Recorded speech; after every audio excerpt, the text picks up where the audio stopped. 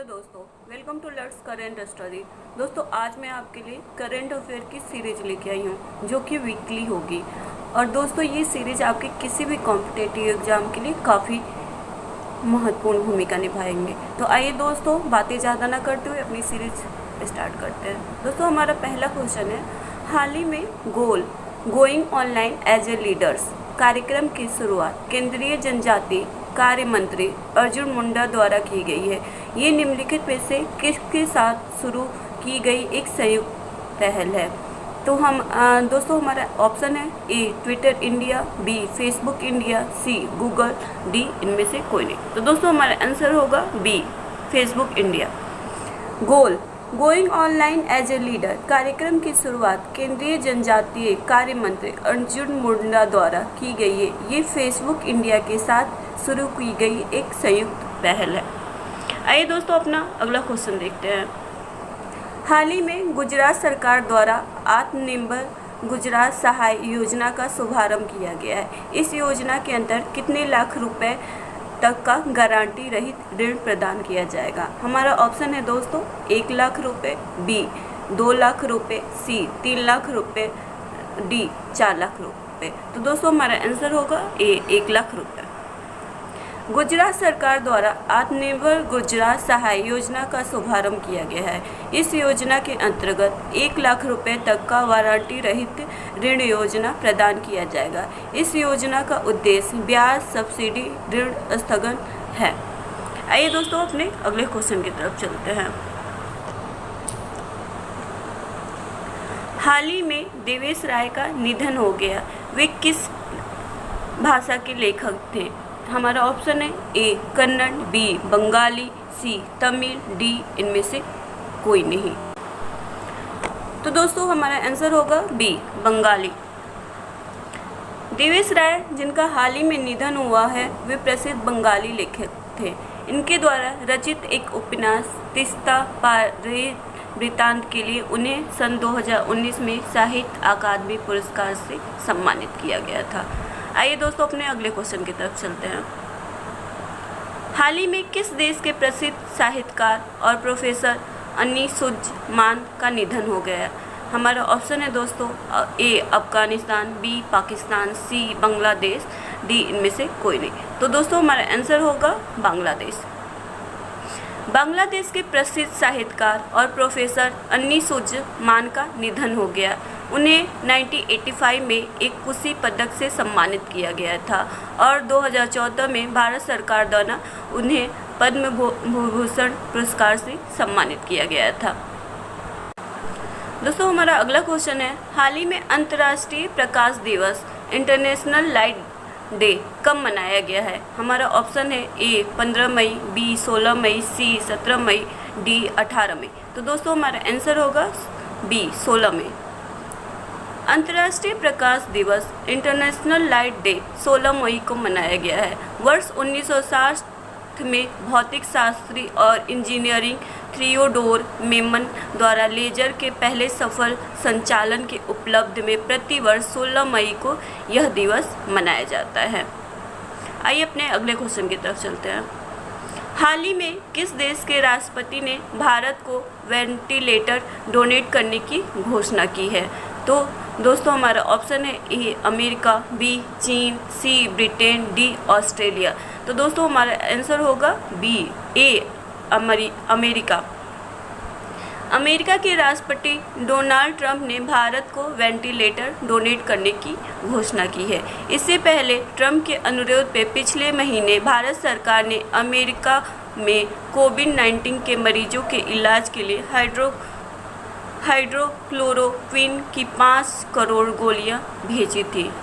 Hydroxychloroquine की 5 करोड़ गोलियां भेजी थी। आइए दोस्तों अपना अगला क्वेश्चन देखते हैं। सभी केंद्रीय सशस्त्र पुलिस बल CAPF कब से कैंटीन में केवल स्वदेशी उत्पाद बेचेगी? ए 10 जून, बी 1 जून, सी 1 जुलाई, डी 10 जुलाई। तो दोस्तों हमारा आंसर होगा बी 1 जून को। सभी केंद्रीय सशस्त्र पुलिस बल CAPF 1 जून से कैंटीन में केवल स्वदेशी उत्पाद बेचेगी। इस पहल से लगभग 10 लाख केंद्रीय सशस्त्र बल कर्मियों के 5 लाख परिवार स्वदेशी उत्पादों का उपयोग करके भारत को आत्मनिर्भर बनाने में योगदान देंगे। दोस्तों, हमारा अगला क्वेश्चन है, निम्नलिखित में से किस राज्य द्वारा निजी अस्पतालों को निजी सुरक्षा उपकरण PPE किट, मास्क, सैनिटाइजर और दस्ताने पर 50% अनुदान देने का निर्णय लिया है? तो दोस्तों, हमारा ऑप्शन है A Madhya Pradesh, B Uttar Pradesh, C Gujarat, D Rajasthan. तो दोस्तों, हमारा आंसर होगा उत्तर प्रदेश। उत्तर प्रदेश द्वारा निजी अस्पतालों को निजी सुरक्षा उपकरण PPE किट, मास्क, सैनिटाइजर और दस्ताने पर 50% अनुदान देने का निर्णय लिया है। यह अनुदान उन्हीं अस्पतालों को मिलेगा जो आयुष्मान भारत के दरों पर गरीब मरीजों को सेवाएं प्रदान कर रहे हैं। आइए दोस्तों, अपना अगला क्वेश्चन देखते हैं। 11वीं हॉकी इंडियन सीनियर राष्ट्रीय पुरुष चैंपियनशिप की मेजबानी किस राज्य द्वारा की जाएगी? ए Maharashtra, B Uttar Pradesh, C Madhya Pradesh, C Punjab, D Madhya Pradesh. तो दोस्तों, हमारा आंसर होगा A महाराष्ट्र। महाराष्ट्र 11वीं हॉकी इंडियन सीनियर राष्ट्रीय पुरुष चैंपियनशिप 2011 की मेजबानी करेगा। उत्तर प्रदेश महिला की 11वीं हॉकी इंडियन सीनियर राष्ट्रीय चैंपियनशिप की मेजबानी करेगा। आइए दोस्तों, अपने अगले क्वेश्चन की तरफ चलते हैं। वीडियो कॉन्फ्रेंसिंग के माध्यम से गोवा में किस भारतीय तटरक्षक जहाज को तैनात किया गया है? A ICGS suit, B ICGS सजग, C ICGS सचेत, D इनमें से कोई नहीं। तो दोस्तों, हमारा C ICGS सचेत, हमारा आंसर C होगा। दोस्तों, वीडियो कॉन्फ्रेंसिंग के माध्यम से गोवा में भारतीय तटरक्षक जहाज ICGS सचेत को तैनात किया गया है। आइए दोस्तों, अपने अगले क्वेश्चन की तरफ चलते हैं। हाल ही में जम्मू कश्मीर बैंक के नए MD कौन नियुक्त किए गए हैं? दोस्तों, हमारा ऑप्शन है A Zubair Iqbal, B RK Chhibber, C Rakesh Sharma, D Ishan Qureshi. तो दोस्तों, हमारा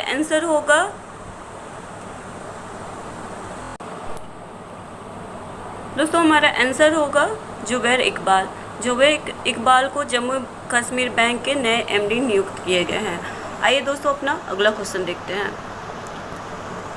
मीर AHD कोविड-19 डैशबोर्ड किस IIT संस्थान द्वारा विकसित किया गया है? हमारा ऑप्शन है A IIT Delhi, B IIT Madras, C IIT Gandhinagar, D IIT Kharagpur. तो दोस्तों, हमारा आंसर होगा C मीर AHD कोविड-19 डैशबोर्ड IIT गांधीनगर द्वारा विकसित किया गया है। इसका उद्देश्य कोविड-19 संकट के समय अनुसंधान समर्थित निर्णय लेने के लिए हितधारकों और जनता के महत्वपूर्ण जानकारी प्रदान करना है। आइए दोस्तों, अपना अगला क्वेश्चन देखते हैं। भारत सरकार AIIB ने किस राज्य के साथ सिंचाई सेवा में सुधार के लिए MOU पर हस्ताक्षर किए हैं? तो दोस्तों, हमारा ऑप्शन है A Paschim Bengal, B Tamil Nadu, C Karnataka, D इनमें से कोई नहीं। तो दोस्तों, हमारा आंसर होगा A। भारत सरकार AIIB ने पश्चिम बंगाल के साथ सिंचाई सेवाओं में सुधार के लिए 145 मिलियन अमेरिकी डॉलर की परियोजना हेतु MOU पर हस्ताक्षर किए हैं। इसका उद्देश्य पश्चिम बंगाल में दामोदर घाटी कमान क्षेत्र में सिंचाई और बाढ़ प्रबंधन में सुधार करना है। आइए दोस्तों, अपने अगले क्वेश्चन पे चलते हैं। हाल ही में विश्व दूरसंचार एवं सामाजिक सूचना दिवस कब मनाया गया है? तो दोस्तों, हमारा ऑप्शन है A 16 May, B 17 May, C 18 May, D इनमें से कोई नहीं। तो दोस्तों, हमारा आंसर होगा B 17 मई। विश्व दूरसंचार एवं सामाजिक सूचना दिवस 17 मई को मनाया गया है। आइए अपने अगले क्वेश्चन पे चलते हैं। राष्ट्रीय प्रवासी सूचना प्रणाली डैशबोर्ड निम्नलिखित में से किसके द्वारा तैयार किया गया है? A मानव संसाधन विकास मंत्रालय, B गृह मंत्रालय, D C राष्ट्रीय आपदा प्रबंधन संस्थान, डी इनमें से कोई नहीं। तो दोस्तों हमारा आंसर होगा सी, राष्ट्रीय प्रवासी सूचना प्रणाली NMIS डैशबोर्ड राष्ट्रीय आपदा प्रबंधन संस्थान NDMA द्वारा तैयार किया गया है। इसके तहत सभी प्रवासियों का डाटा एकत्र रहेगा जिन्हें उन्हें आप आसानी से ट्रेस किया जाएगा। आइए दोस्तों अपने अगले क्वेश्चन की तरफ चलते हैं। हाल ही में thermal corona combat hair gear किस राज्य की पुलिस द्वारा लॉन्च किया गया है? A New Delhi, B Bengaluru, C Ahmedabad, D इनमें से कोई नहीं। तो दोस्तों हमारा आंसर होगा A, thermal corona combat hair gear New Delhi police द्वारा लॉन्च किया गया है। दिल्ली पुलिस थर्मल स्कैनिंग के लिए एक खास हेमलेट लाई है जो लोगों के साथ साथ पुलिसकर्मियों को भी कोरोना के संक्रमण से बचा रहा है। इसे भारत में ही बनाया गया है। आइए दोस्तों अपने अगले क्वेश्चन पे चलते हैं। हाल ही में मानव संसाधन विकास मंत्रालय द्वारा कोरोना स्ट्रेटेजी श्रृंखला में कितने ई टाइटल लॉन्च किए गए हैं? ए 4, बी 5, सी 7, डी 8। दोस्तों हमारा आंसर है सी 7। मानव संसाधन विकास मंत्रालय द्वारा कोरोना स्टडी श्रृंखला के 7 टाइटल ई लॉन्च किए गए हैं। कोरोना स्टडी श्रृंखला 7 टाइटल साइको सोशियो इम्पैक्ट पर pandemic and lockdown and how to cope with है। आइए अपने अगले क्वेश्चन पे चलते हैं। चर्चित पुस्तक Wuhan diary dispatch from the quarantined city के लेखक निम्नलिखित में से कौन है? A Fang Fang, B Mo Yan, C Julio, D इनमें से कोई नहीं। तो दोस्तों हमारा आंसर होगा ए, चर्चित पुस्तक Wuhan diary dispatch from the quarantined city के प्रसिद्ध लेखक चीनी साहित्यकार फांग फांग हैं। इस पुस्तक को भारत में ई फॉर्मेट में जारी किया गया है।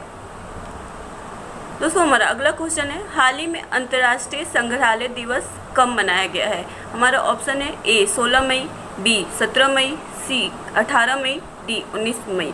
तो दोस्तों हमारा आंसर होगा सी 18 मई। अंतर्राष्ट्रीय संग्रहालय दिवस 18 मई को मनाया गया है। इस दिन को मनाने का कारण समाज को संग्रहालय के महत्व को अवगत कराना। संग्रहालय के पास भले ही राजनीतिक शक्ति नहीं है लेकिन उसके पास राजनीतिक प्रक्रियाओं को प्रभावित करने की संभावना है। आइए अपने अगले क्वेश्चन पे चलते हैं। हाल ही में किस देश में तेल अवीव के उत्तर में चीनी राजदूत अपने घर में मृत पाए गए हैं? तो हमारा ऑप्शन है दोस्तों A America, B Israel, C Italy, D इनमें से कोई नहीं। तो दोस्तों हमारा आंसर होगा बी, इजराइल में तेल अवीव के उत्तर में चीनी राजदूत ई वेई अपने घर में मृत पाए गए हैं। कोरोना वायरस वैश्विक महामारी संकट के बीच ई वेई को फरवरी को राजदूत नियुक्त किया गया। वह पहले यूक्रेन में चीन के राजदूत थे। आइए अपने अगले क्वेश्चन पे चलते हैं। भारत का किस देश के साथ लिपुलेख और काला पानी विवाद है? A China, B Nepal, C Sri Lanka, D Bangladesh. तो दोस्तों हमारा आंसर होगा बी नेपाल। भारत का नेपाल के साथ लिपुलेख और काला पानी विवाद है। 2 नवंबर 2019 को भारत ने नक्शा जारी किया। इसमें लिपिया धुरा लिपुलेख और काला पानी भी शामिल रहा है। इस पर नेपाल ने ऐतराज जताया और उसे वास्तविक नक्शे के विपरीत बताया है। आइए दोस्तों अपने अगले क्वेश्चन पे देखते हैं। हाल ही में किस देश की कंपनी द्वारा कोरोना वायरस की वैक्सीन mRNA 1273 का इंसानी परीक्षण सफलतापूर्वक किया गया है? A China, B Italy, C America, D Australia. तो दोस्तों हमारा आंसर होगा सी अमेरिका। अमेरिका की बोस्टन स्थित बायोटेक कंपनी मॉडर्ना द्वारा वैक्सीन mRNA 1273 का इंसानी परीक्षण सफलतापूर्वक किया गया है। कंपनी के अनुसार जिस व्यक्ति को वैक्सीन दी गई उस व्यक्ति का इम्यून सिस्टम वायरस से लड़ने में कोविड-19 से रिकवर हो चुके मरीजों के बराबर या उनसे अधिक पाया गया है। तो आइए दोस्तों अपना अगला क्वेश्चन देखते हैं। किस देश ने चीन से अपनी कंपनियों को वापस लाने के लिए संसद में विधेयक पेश किया है? A Italy, B America, C France, D Australia. तो दोस्तों हमारा आंसर होगा बी अमेरिका। अमेरिका ने चीन से अपनी कंपनियों को वापस लाने के लिए संसद में विधेयक पेश किए गए विधेयक the bring America company home act में इन कंपनियों को वापस लाने की पूरी लागत और चीन आयात पर लगने वाले आयात शुल्क को कवर करने के लिए कहा गया है। आइए अपने अगले क्वेश्चन पे चलते हैं। किस राज्य द्वारा राजीव गांधी किसान न्याय योजना शुरू करने का निर्णय लिया गया है? A Chhattisgarh, B Rajasthan, B Punjab, D Uttar Pradesh. तो दोस्तों हमारा आंसर होगा ए छत्तीसगढ़। छत्तीसगढ़ राज्य द्वारा फसल उत्पादन को प्रोत्साहित करने के लिए राजीव गांधी किसान न्याय योजना शुरू करने का निर्णय लिया गया है। इस योजना का शुभारंभ 21 मई को राजीव गांधी की पुण्यतिथि से किया जाएगा। इस योजना के अंतर्गत 2019 में पंजीकृत और उत्पादित रकबे के आधार पर धान, मक्का के फसल किसानों की सहायता अनुदान उनके खाते में हस्तांतरित किया। दोस्तों हमारा अगला क्वेश्चन है, हाल ही में प्रसिद्ध लेखक नाटककार रत्नाकर मतकरी का निधन कोरोना वायरस के कारण हो गया। वे किस भाषा के लेखक करते थे? ए बंगाली, बी मराठी, सी तमिल, डी गुजराती। दोस्तों हमारा आंसर होगा बी। प्रसिद्ध मराठी लेखक और नाटककार रत्नाकर मतकरी का निधन कोरोना वायरस के कारण हो गया। उन्हें मराठी में बच्चों के नाटक शुरू करने का अग्रिम माना जाता है। उनकी फिल्म इन्वेस्टमेंट ने सर्वश्रेष्ठ मराठी फीचर फिल्म के लिए राष्ट्रीय फिल्म पुरस्कार जीता था। आइए दोस्तों अपने अगले क्वेश्चन पे चलते हैं। किस राज्य द्वारा प्रवासी मजदूरों के लिए चरण पादुका अभियान शुरू किया गया है? ए बिहार, बी मध्य प्रदेश, सी उत्तर प्रदेश, डी राजस्थान। तो दोस्तों हमारा ऑप्शन होगा बी। मध्य प्रदेश द्वारा प्रवासी मजदूरों के लिए एक चरण पादुका अभियान शुरू किया गया। इस अभियान के अंतर्गत बिना जूता चप्पल पहने जा रहे मजदूरों को जूते और चप्पल दिए जाएंगे। इंदौर के राव पुलिस स्टेशन से शुरू होकर राज्य के अधिकांश स्थानों पर पुलिस द्वारा चरण पादुका अभियान चलाया जा रहा है। दोस्तों हमारा अगला क्वेश्चन है, पेट्रोलियम निर्यातक देशों के संगठन में किस देश के प्रतिनिधि हुसैन कजबौर अर्देबली का निधन हो गया? ए कतर, बी ईरान, सी लीबिया, डी सीरिया।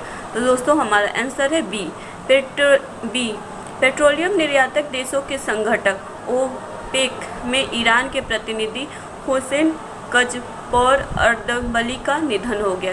प्रतिनिधि के रूप में उन्होंने 20 वर्ष तक कार्य किया। 1995 से 2008 तक और 2013 से ओपेक में ईरान के प्रतिनिधि कर रहे थे। दोस्तों हमारा अगला क्वेश्चन है, हाल ही में विश्व उच्च रक्तचाप दिवस कब मना है? ए 17 मई, बी 19 मई, सी 18 मई, डी 20 मई। तो दोस्तों हमारा आंसर है ए 17 मई।